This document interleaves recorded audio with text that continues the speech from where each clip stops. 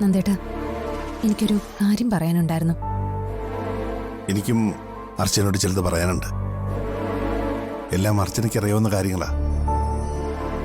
എന്നാലും മറ്റു ചിലത് കൂടി ഞാൻ തുറന്നു പറഞ്ഞേ പറ്റൂ. എല്ലാം കേട്ട് കഴിയുമ്പോൾ അർച്ചന എൻ്റെ കൂടെ നിൽക്കണം. ഇതുവരെ എല്ലാ കാര്യങ്ങൾക്കും ഞാൻ നന്ദേട്ടന്റെ കൂടെ നിന്നിട്ടുണ്ടല്ലോ. അത് നന്ദേട്ടന് അറിയാവുന്നതുമല്ലേ. പക്ഷേ ഇത് കുടുംബമാണ്. ഇവിടെ തീരുമാനങ്ങൾ എടുക്കുമ്പോൾ സൂക്ഷിക്കണം നന്ദേട്ട. അവനവൻ ചത്ത് മീൻ പിടിച്ചിട്ട് എന്താ കാര്യം എന്നൊരു ചൊല്ലുണ്ട്. എൻ്റെ ജീവിതം ഇപ്പം ഏതാണ്ടതുപോലെ.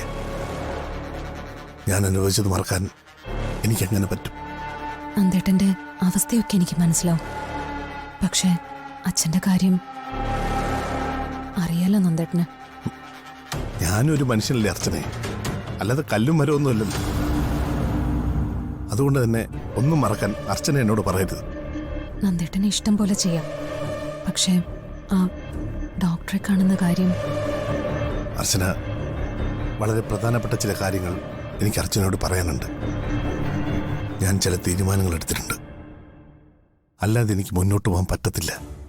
അതെല്ലാം ഞാൻ അർച്ചനയോട് വിശദമായിട്ട് പറയാം. ആ നന്ദ, നിങ്ങൾ എപ്പോഴാണ് ഡോക്ടറെ കാണാൻ പോകുന്നത്?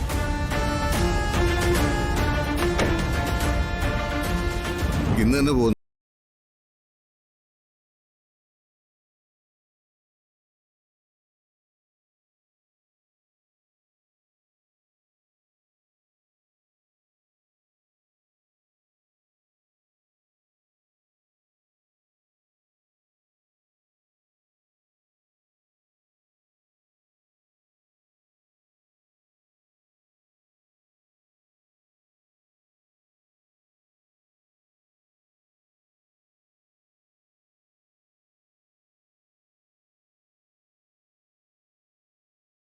സച്ചി അർച്ചനയെ ആദ്യം എന്നോട് പറഞ്ഞിരുന്നില്ല.